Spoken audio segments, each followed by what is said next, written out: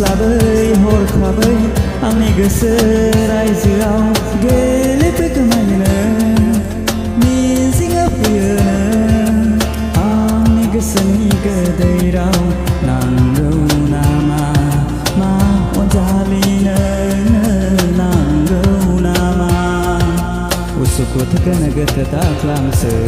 अनजालि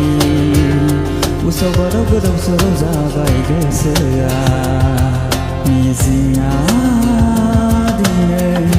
मानो बायफ्लेलाखो नोंनि अननाया मानो सिमां जाखो नोंनि अननाया रजे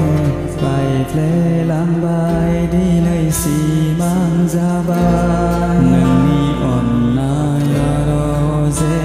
नंखायसोमोन नामा आंखौ मानो दुखु होलांखो गोसोथोआ साननाया दाना बोरैबासो गलिलांबाय गोसोथोआ साननाया दाना बोरैबासो गलिलांबाय